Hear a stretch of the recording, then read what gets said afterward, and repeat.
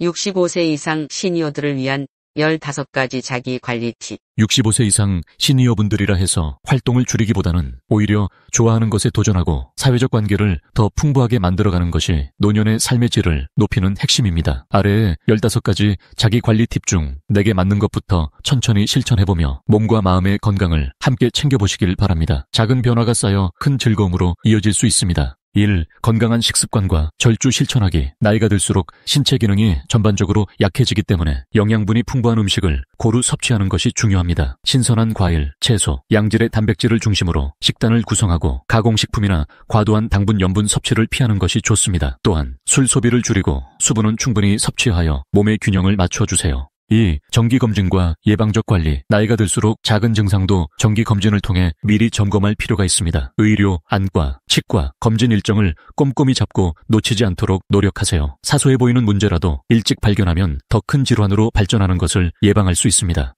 3. 감정 건강 적극적으로 돌보기. 노년기의 우울함, 불안함은 의외로 흔하게 발생합니다. 혼자 고민을 안고 있기보다는 친구나 가족과 대화를 나누고 필요하다면 전문가 상담을 받아보세요. 꾸준히 소통할 수 있는 대상이 있다는 것은 정신 건강에 큰 버팀목이 됩니다. 4. 사회적 관계와 소속감 유지. 의도적으로라도 친구들을 자주 만나고 새로운 사람들과 교류할 수 있는 기회를 마련하세요. 지역사회나 지원그룹에 가입하는 것도 새로운 인연을 만들 수 있는 훌륭한 방법입니다. 이렇게 형성된 사회적 관계는 외로움과 고립감을 줄여줍니다. 5. 매일 작은 행복을 실천하기. 하루하루를 즐겁게 만드는 행동을 찾아보세요. 춤을 추거나 좋아하는 TV쇼를 시청하거나 정원, 가꾸기, 그림 그리기, 독서 등 취미 활동을 즐길 수 있습니다. 또한 명상, 요가, 마사지, 따뜻한 목욕 등 이완 기법을 통해 몸과 마음을 편안하게 해주면 더 큰 행복감을 느낄 수 있습니다. 6. 야외 활동, 습관화하기. 밖으로 나가자마자 느껴지는 신선한 공기와 햇빛은 우리의 몸과 마음에 긍정적인 영향을 줍니다. 가벼운 산책부터 숲으로의 트레킹까지 자연과 함께하는 야외 활동은 신체 건강뿐 아니라 정신 건강에도 탁월한 도움을 줍니다. 꾸준히 자연을 가까이 하면 스트레스가 해소되고 기분도 맑아집니다. 7. 어린 시절 좋아했던 일 다시 해보기. 어릴 때 즐겼던 놀이나 활동을 다시 시도해보세요. 예를 들어 핑거 페인팅이나 거품놀이 또는 보드게임 같은 단순한 즐거움이 노년에 느낄 수 있는 새로운 활력이 될 수 있습니다. 친구나 가족을 초대해 함께하는 옛 추억 파티를 열어보는 것도 좋은 아이디어입니다. 8. 늘 하고 싶었던 새 도전하기. 노년에는 새로운 것을 시작하기에 늦었다고 생각하기 쉽지만 사실 전혀 그렇지 않습니다. 와플 굽기, 새집 만들기, 뜨개질처럼 한 번도 해보지 못했던 분야에 도전해보세요. 지역 문화센터나 온라인 강의 등을 통해 배우면서 동시에 새로운 사람들을 만날 기회도 얻을 수 있습니다. 9. 유머와 웃음 활용하기. 즐거움과 웃음은 우리 몸에 엔도르핀을 분비시켜 스트레스 완화와 심리적 안정에 큰 도움을 줍니다. 좋아하는 코미디 프로그램이나 팟캐스트, 유튜브에서 코미디언 영상을 찾아보고 여력이 된다면 친구들과 함께 지역 코미디 클럽의 오픈마이크 이벤트에 참석해보세요. 10. 치료 마사지와 이완 기법 이용하기. 마사지는 긴장된 근육을 풀어주고 신체의 자연적 진통제를 자극하며 면역 체계까지 강화시키는 효과가 있습니다. 또한 마사지나 아로마 테라피, 지압 등의 이완 방법을 활용하면 불안감을 줄이고 편안함을 높일 수 있습니다. 11. 자연과 교감하기. 꼭 야외로 나가지 못하더라도 창밖의 나무나 화초를 바라보거나 자연 다큐멘터리를 시청하는 것만으로도 우리의 신경계가 진정되고 정신적 피로가 풀립니다. 작은 화분을 키워보는 것도 실내에서 자연을 가까이 하는 좋은 방법입니다. 12. 시니어 생활 공동체 고려하기. 좀 더 체계적인 지원과 활기찬 환경에서 생활하고 싶다면 노인 생활 공동체 또는 시니어 레지던스를 고려해보세요. 비슷한 연령대의 이웃들과 교류하면서 사회적, 신체적 활동 기회를 꾸준히 얻을 수 있어 삶의 질을 높이는 데 도움이 됩니다.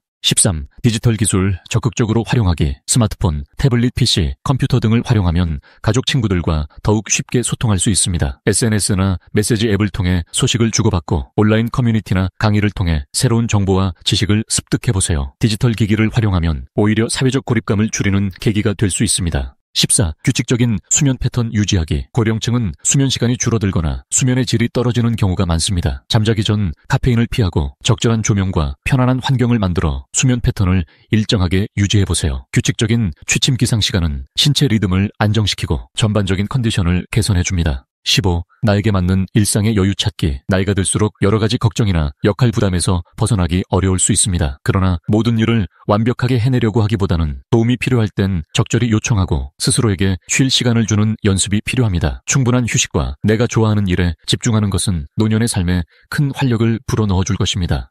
65세 이상 노인이라면 100% 공감하는 것들. 젊어서는 능력이 있어야 살기가 편안하다. 늙어서는 재물이 있어야 살기가 편안하다.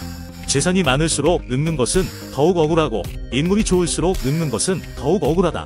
재산이 많다 해도 죽어 가져갈 방도는 없고 인물이 좋다 해도 죽어 가져갈 도리는 없다. 성인군자라도 늙음은 싫어하기 마련이고 도학군자라도 늙음은 싫어하기 마련이다. 주변에 미인이 앉으면 바보라도 좋아하나 주변에 노인이 앉으면 군자라도 싫어한다. 아파보면 달라진 세상이심을 잘 알 수 있고 늙어보면 달라진 세상이심을 잘 알 수 있다. 대단한 권력자가 망명신세가 되기도 하고 엄청난 재산가가 뚝박신세가 되기도 한다. 육신이 약하면 하찮은 병균마저 달려들고 입지가 약하면 하찮은 인간마저 덤벼든다. 일이 풀린다면 어중이 떠중이가 다 모이지만 일이 꼬인다면 갑돌이 갑순이 다 떠나간다. 자식이 없으면 자식 있는 것을 부러워하나 자식이 있으면 자식 없는 것을 부러워한다. 대개 자식 없는 노인은 고독하기 마련이나 대개 자식 있는 노인은 심란하기 마련이다. 못 배우고 못난 자식은 효도하기 십상이나 잘 배우고 잘난 자식은 부류하기 십상이다. 있는 자가 병들면 자식들 관심이 집중되나 없는 자가 병들면 자식들 부담이 집중된다. 심신이 피곤하면 휴식자리부터 찾기 쉽고 인생이 고단하면 안식자리부터 찾기 쉽다. 삶에 너무 집착하면 상실감에 빠지기 쉽고 삶이 너무 골몰하면 허무감에 빠지기 쉽다. 영악한 인간은 중죄를 짓고도 태어나지만 순박한 인간은 하찮은 일에도 불안해한다. 삶에 너무 골몰하지 마십시오.